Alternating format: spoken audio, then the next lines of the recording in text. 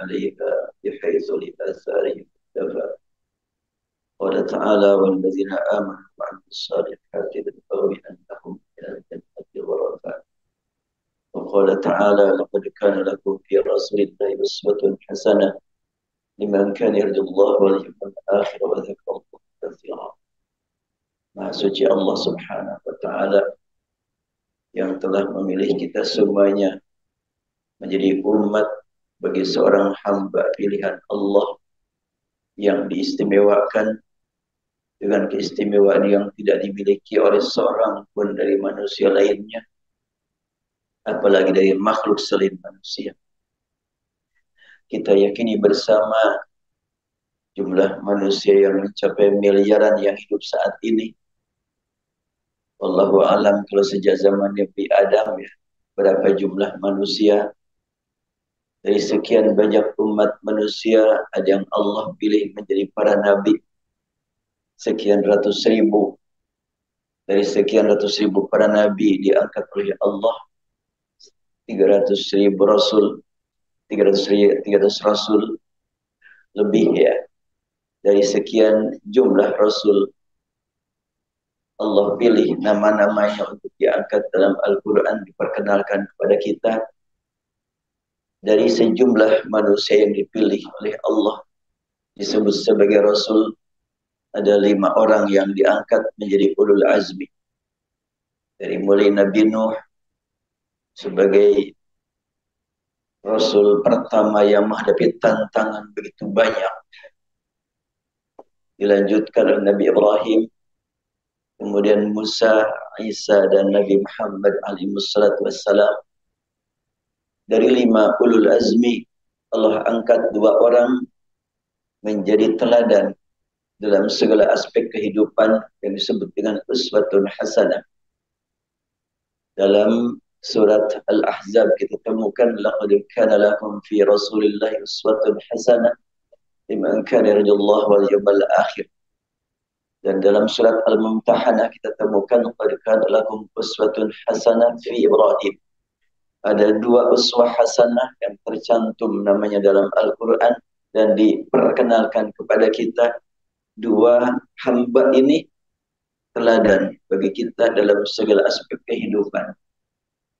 Dari 2 orang uswatun hasanah, 1 orang diistimewakan dengan mendapatkan kedudukan sebagai penyebar rahmat ke seluruh alam, bukan untuk manusia semata. Bukan hanya orang yang hidup di muka bumi, tapi juga malaikat dan alam-alam lainnya.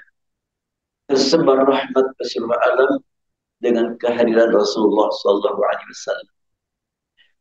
Rasulullah sallallahu alaihi wasallam dilahirkan sebagai rasul pada hari Senin.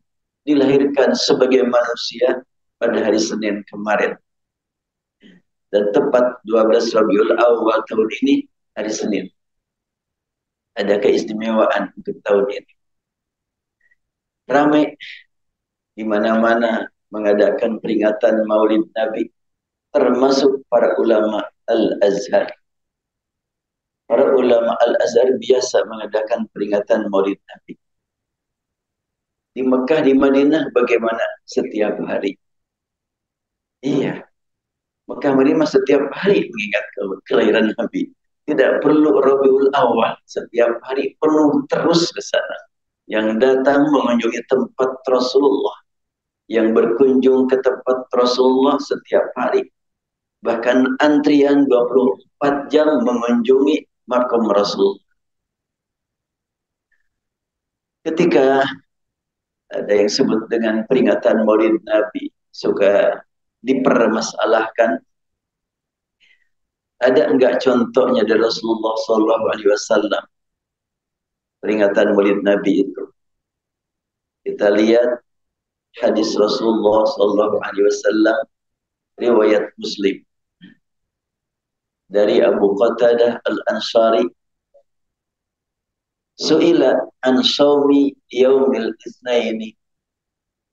Rasulullah ditanya tentang kebiasaan beliau saum pada hari Senin. Beliau menjawab, dzaka yaumun wulidtu fihi. Hari Senin adalah hari dilahirkannya. Berarti Rasulullah suka mengadakan peringatan Maulid beliau setiap hari Senin. Ini jelas sekali, nggak bisa diperdebatkan lagi. Kalimatnya yaumun wulidtu fihi.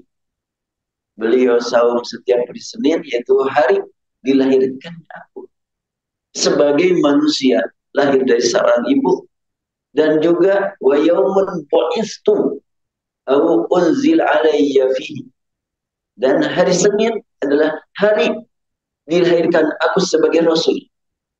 Itu dimulai pergerakan beliau sebagai Rasul atau menerima wahyu pertama juga hari Senin. Jadi Rasulullah ingat kelahiran beliau dari seorang ibu dan kelahiran beliau sebagai seorang Rasul. Jadi mau disebut peringatan Maulid Muhammad, silahkan. Atau peringatan Maulid Nabi, silahkan. Cuma kalau peringatan Maulid Nabi, bulan Ramadan.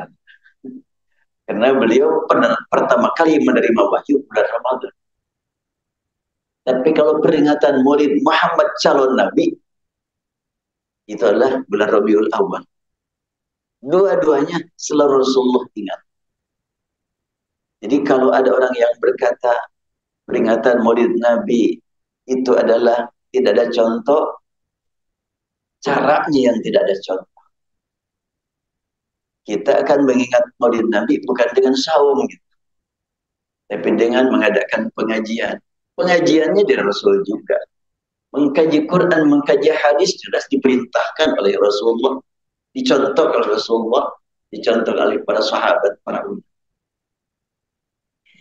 Jadi mungkin kalau masih disebut bid'ah, caranya memang bid'ah. Bid'ah itu apa? Tanpa contoh. Yang pertama kali tanpa contoh. Kalau sekarang mah kita ikut contoh yang sudah tidak bid'ah lagi. Kan bid'ah itu satu perbuatan tanpa contoh ya. Kalau umpamanya sekarang masyarakat muslimin di Indonesia suka mengadakan peringatan Maulid Nabi, oh itu mah sudah ada contoh. Tapi bukan Rasul yang contohin. Para ulama terdahulu. Sebab yang dimaksud dengan bid'ah itu kan sesuatu yang tidak ada contohnya, itu bid'ah. Yang pertama yang tanpa contoh, yang berikutnya tidak bid'ah lagi. Yang berikutnya bisa dua, bisa ittiba, bisa taklid. Ya.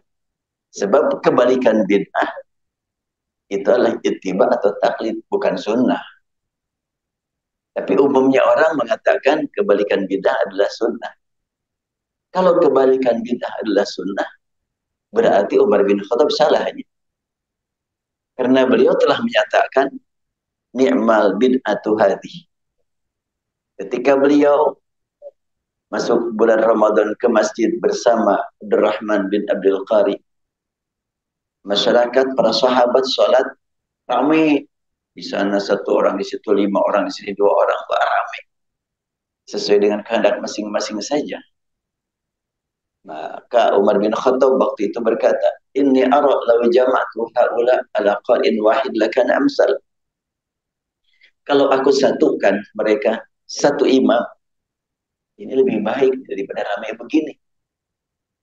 Maka beliau menuju Ubay bin Ka'ab supaya jadi imam buat semua sahabat. Sahabat digiring untuk bermakmum kepada Ubay bin Ka'ab. Dan akhirnya berlangsunglah salat malam Ramadan yang sekarang namanya tarawih. Dulu nggak ada tarawih ya zaman Rasul ya. Zaman sahabat pun nggak. Istilah tarawih itu baru itu. Bidah juga itu. Bagi yang pertama. Bagi yang selanjutnya nggak bidah lagi. Kita mah ikut. Kan bidah itu sesuatu yang tanpa contoh ya. Jadi pencetus pertama itu yang melakukan bidah. Selanjutnya tidak bidah lagi. Kalau tidak ittiba taklid gitu. Kalau pelanjutnya ya. Nah, Umar bin Khattab hari berikutnya datang lagi dengan Abdurrahman bin Abdul Qari. Dan berlangsunglah sholat setiap malam berjamaah dengan imam Ubay bin Ka'ab.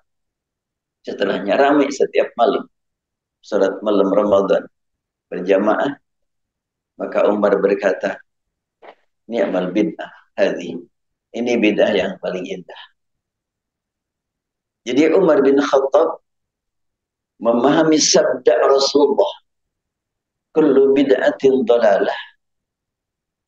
Tidak beliau pahami sebagai larangan berbuat bid'ah, tetapi beliau memahaminya sebagai peringatan Rasulullah bahwa siapapun yang melakukan satu baik yang baru tanpa contoh sebelumnya, maka hati-hati. Tingkatkan komunikasi dengan Allah. Sebab dalam bidah ada dolalahnya. Dolalah itu bisa berkaitan dengan akidah, itu yang bahaya. Bisa dolalah berkaitan dengan pemikiran, bisa dolalah berkaitan dengan perasaan. Sebagaimana bid'ah sangat banyak, dolalah juga sangat banyak. Bid'ah kan sesuatu yang berubah, nggak kehitung itu. Internet ini adalah jelas sekali. Waktu pertama ada bid'ah, tapi setelahnya berlangsung ya nggak bid'ah lagi, kita mengikuti. Ini adalah tinjauan bahasa apa adanya. Saya memahami hadis, berupaya untuk kembali kepada bahasa aslinya. Sebab arti bid'ah adalah sesuatu yang baru tanpa contoh. Ibtida'ah, ibtida' itu adalah punya gagasan, berkreasi. Jadi kalau ada orang yang berkata Saiful Islam ahli bid'ah, betul gitu, saya banyak gagasan baru. Ya mudah-mudahan bermanfaat paling begitu. Jadi jangan sampai kalau pemanya kita disebut kamu bid'ah, gak usah marah ya. Biasa-biasa aja. Rasanya saya emang gak banyak sesuatu yang baru, cuma ikut-ikutan aja. Nah, kalau itu gak bid'ah. Taklid atau ittiba. Kalau kita memiliki sesuatu yang baru, itu bid'ah. Nah, ada CT scan itu bid'ah. Ada DSA itu bid'ah, itu zaman Rasul. Tapi kita pengguna mah ikut aja. Para dokter ikut aja aturan yang telah ditetapkan oleh yang membuat baru. Rasulullah Shallallahu Alaihi Wasallam menegaskan, hadis ini kita pelajari yang lebih luas ya, dari awal.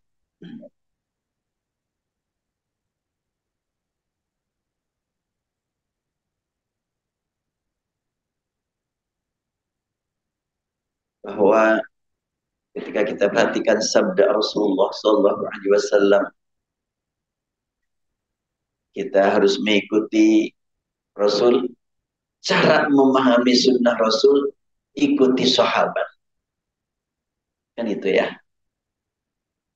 Dijamin kalau pemahaman sahabat walaupun beda, nggak salah. Tapi keragaman saja. Karena Rasul sudah menegaskan,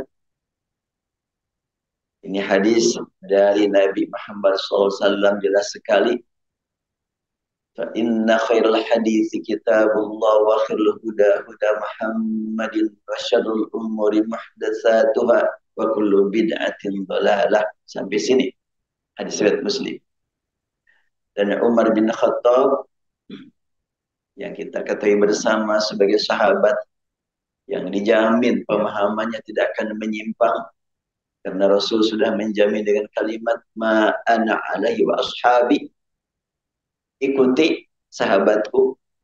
Dan beliau tegaskan, alaikum bisunnati wa sunnatil khulafair rasyidin, ikuti sunnahku dan sunnah khulafair rasyidin. Bagaimana Umar bin Khattab, dia tidak ragu mengatakan ni'mal bid'atu hadhi, inilah bid'ah yang paling indah. Kalimat ni'mat di atas hasannya. Ni'mal maula wa ni'man nasir. Itu dihubungkan kepada Allah.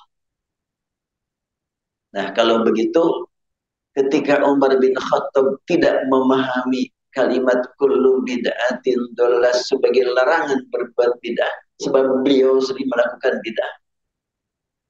Tetapi merupakan bimbingan dari Rasulullah.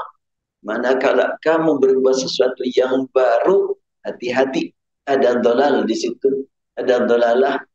Jangan sampai dolalah yang kamu alami membahayakan dirimu dan diri orang lain. Memang ada gitu dolalah yang tidak membahayakan. Untuk Rasul, dolalah itu adalah merupakan proses turunnya hidayah. Jelas kan? Ini mungkin ungkapan saya aneh, gak apa-apa. Dan saya berkali-kali menyampaikan hal itu, tujuan utama adalah jangan sampai kita berantem terus masalah istilah. Praktek amal yang berjuang untuk sama-sama diterima oleh Allah. Semuanya saudara kita cinta Quran, cinta sunnah, cinta Rasulullah.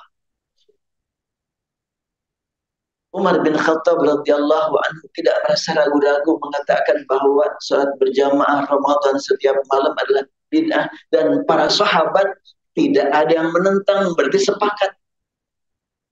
Ya. Para sahabat tidak menentang untuk mengatakan bahwa itu bid'ah. Artinya kalau begitu, sahabat juga memahami dengan pemahaman yang sama. Bahwa Rasul bersabda, kullu bid'atin dolalah, itu bukan larangan untuk berbuat bid'ah. Ini mungkin agak beda dari sekian banyak ulama. Enggak apa-apa berbeda. Yang penting isinya sama.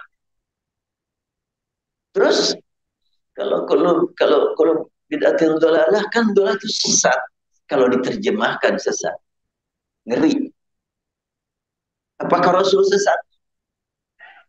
Wa wajadaka dhallan fahada. Ini jelas Al-Quran.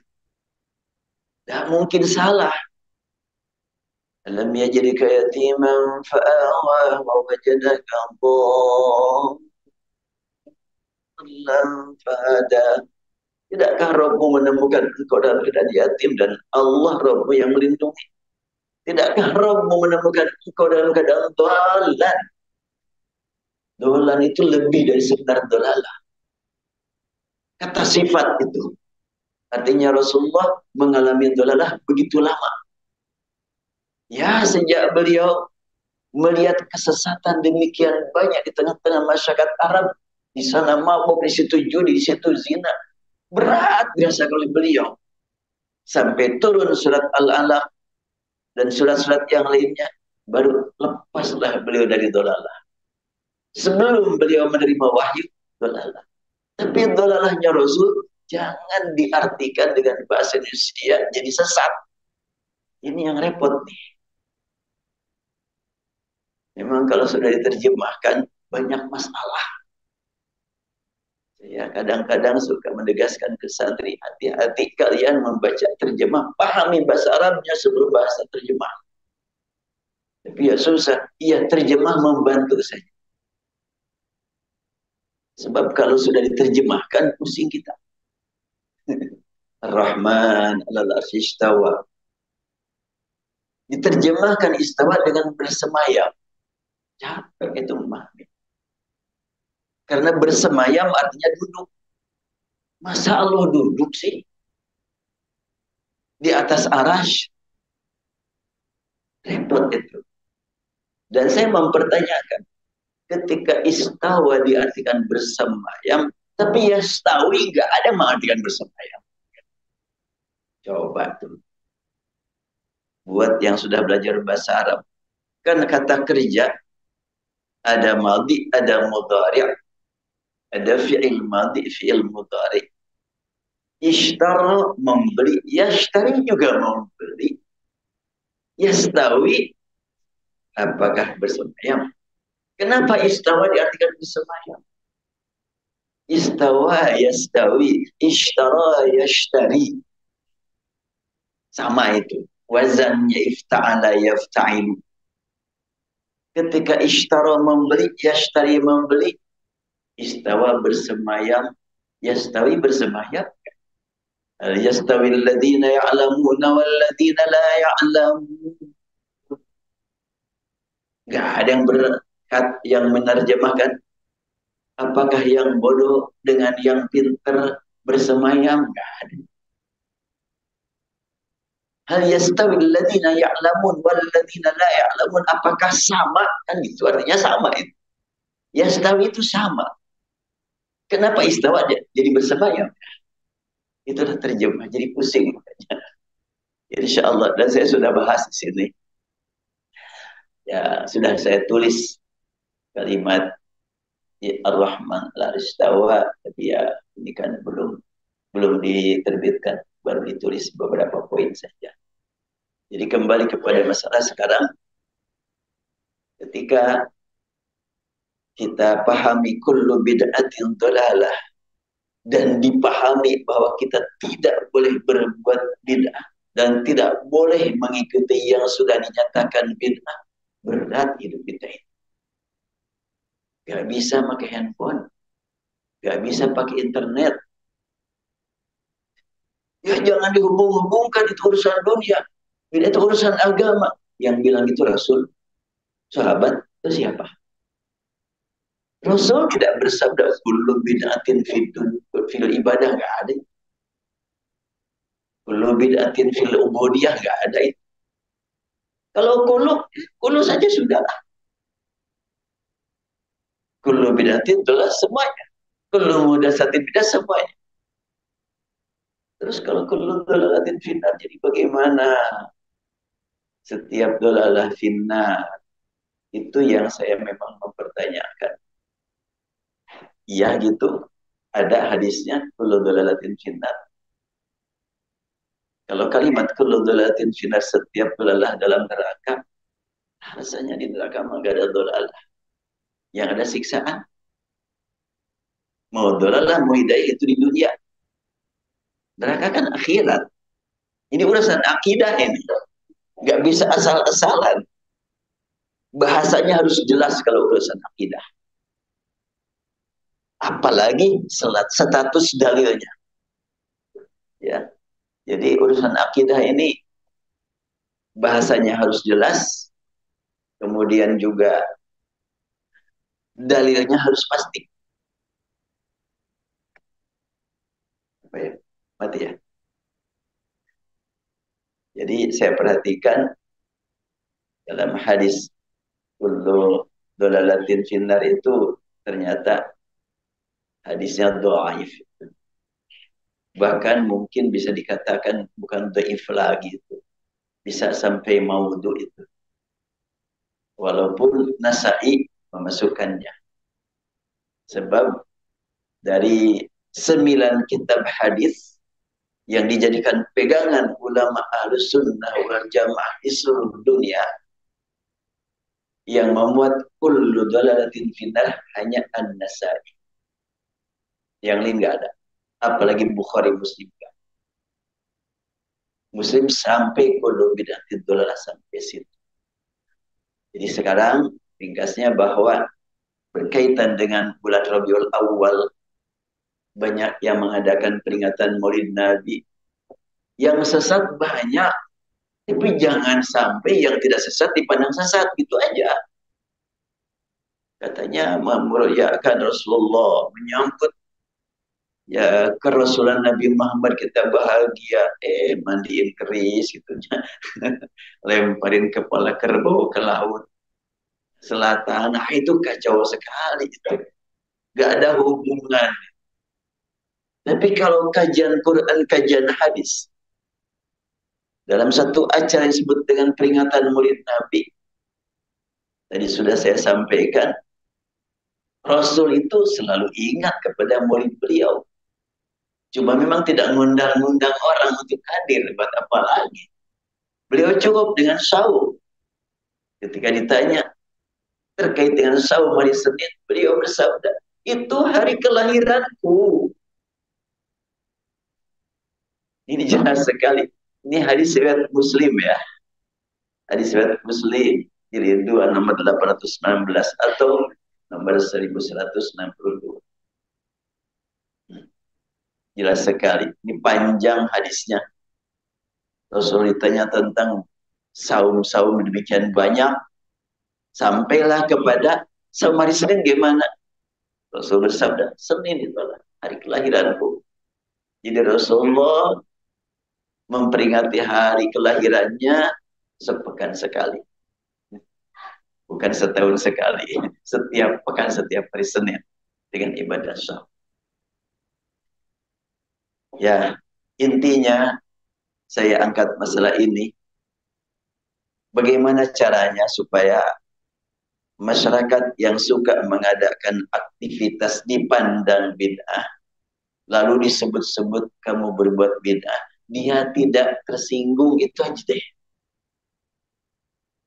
Kalau sudah yakin ini baik, manfaatnya jelas banyak, dan tidak mengandung hal yang dilanggar, tidak mengandung hal yang dilarang oleh Allah, ya sudah silakan. Dan jangan sampai merasa kesal disebut kamu bid'ah. Biasa-biasa saja. Umar bin Khattab saja menyatakan, sholat malam adalah bid'ah. Sholat malam Ramadan berjamaahnya ya, bukan sholatnya, tapi berjamaah. Tapi kan ditolak kalau bid'ah. Siapa yang bilang? Rasul bersabda, man ahdatsa fi amrina hadza ma laysa minhu fahuwa raddun. Hadis ini mohon dipahami dengan jelas. Man ahdatsa, siapa yang membuat sesuatu yang baru fi amrina, dalam urusan kami, artinya agama Allah, Islam, ibadah, ma laysa minhu, bukan dari agama, dia tolak. Bagaimana kalau dari agama itu apa? Mengadakan acara peringatan itu ahdasa. Fi amrina, jelas dalam urusan ibadah. Apa isinya? Ngaji Quran, ngaji hadis. Itu minhu, semuanya itu. Bukan malaysa minhu. Ini harus diperjelas itu. Itu ditolak itu 3 hal penyebabnya. Muhdas, fi amrina, malaysa minhu, atau malaysa fihi. Riwayat Muslim, malaysa minhu. Riwayat Bukhari, malaysa fihi. Kalau ngaji Quran, hadis, kemudian ceramah, itu semuanya minhu fihi, semuanya itu. Jadi tidak termasuk yang terancam ditolak. Termasuk sholat malam Ramadan berjamaah.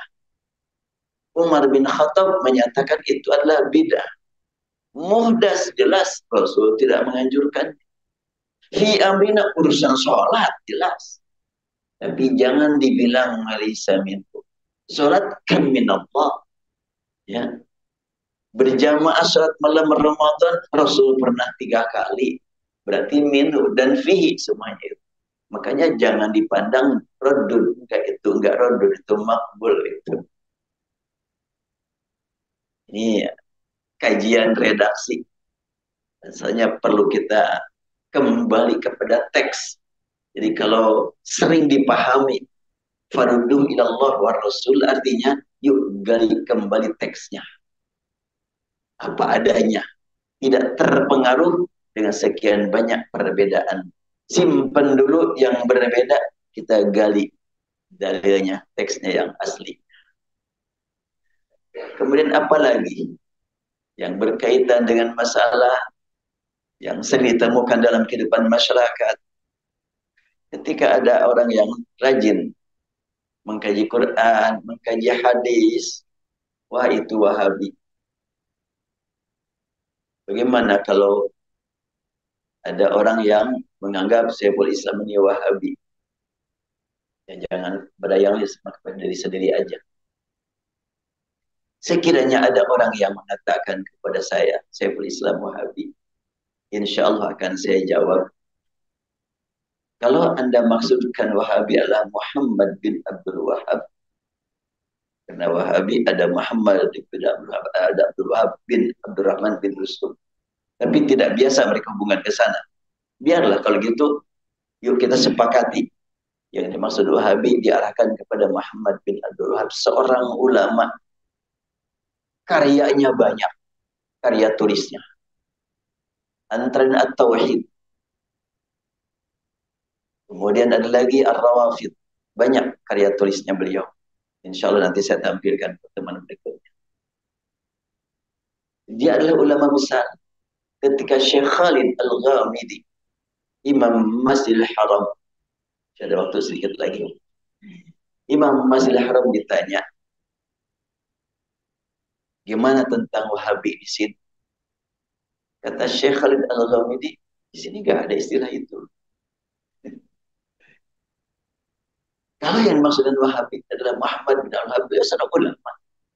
Kami sangat menghormatinya. Sebagaimana kami menghormati ulama-ulama yang lain. Jadi kalau sekiranya ada orang yang mengatakan kamu Wahabi, oh kami cinta kepada para ulama, termasuk Muhammad bin Abdul Wahab. Selesai. Kita diperintah untuk cinta para ulama. Al-ulama warasatul anbiya. Dan Imam Muhammad bin Abdul Wahab sebagai seorang ulama, dia bermadhab Hambali. Dia tidak bikin madhab baru. Dia adalah seorang ulama yang seperti ulama-ulama yang lain. Hanya dari mana munculnya istilah Wahabi, itu dikhawatirkan ide orang yang ingin pecah belah umat Islam. Saya temukan tulisan Syekh Sulaiman bin Abdul Wahab, kakaknya Muhammad bin Abdul Wahab. Dia ngeritik Hasan bin Idan. Diganti judulnya oleh orang Syiah. Judulnya As-Sawa'iqul Ilahiyah Firraddi al-Wahabiyah Ta'lib Sulaiman bin Abdul Wahab. Jadi judulnya itu diganti, walau alam judul aslinya apa. Tapi judul belakangan ini adalah hantaman Sulaiman bin Abdul Wahab terhadap pemikiran adiknya, pemikiran Wahabi bernama Muhammad bin Abdul Wahab. Ternyata di dalam buku tersebut sama sekali tidak ada hubungan dengan Muhammad bin Abdul Wahab. Yang menerbitkan mana? Ternyata yang menerbitkan adalah penerbit Syiah. Itu salah satu hal yang patut kita waspadai. Berarti kita sebagai umat Nabi Muhammad, semua orang yang sholat, semua orang yang baca Quran, semua orang yang baca hadis Rasulullah SAW, saudara kita. Perbedaan ciptaan Allah. Yang salah kalau mampu kita perbaiki, perbaiki. Kalau tidak mampu kita perbaiki, doakan semoga dapat ampunan dari itu. Tapi kan kalau salah masuk neraka, masalah neraka surga Allah yang atur. Kita hanya mempelajari mana yang salah, mana yang benar. Tidak mesti ada orang yang terus-terusan dosa menjelang wafat dia mendapatkan nikmat husnul khatimah. Sebaliknya, orang yang rajin mengkaji tafsir, mengkaji hadis dan merasa diri sebagai orang yang pasti benar, khawatir kesombongan tersebut membuat dia bisa terancam dengan su'ul khatimah. Khawatir karena sombong sifat syaitan. Baik, hamba-hamba Allah, kita cukupkan sampai di sini. InsyaAllah lain kesempatan kita lanjutkan. Dan apabila ada yang mau disampaikan, diusulkan, ya silahkanlah. Tinggal dibukanya di IG atau di YouTube atau di Facebook. Kalau IG atau YouTube adalah Cahaya Huruf Al-Quran. IG-nya Cahaya Huruf Al-Quran. Kalau Facebook ya nama saya sendiri. Gak usah di-follow, ikuti aja. Ya baik, saya cukupkan sampai di sini. Subhanakallahumma wa bihamdik, asyhadu an la ilaha illa anta, astaghfiruka wa atubu ilaik. Alhamdulillahirabbil alamin. Assalamualaikum.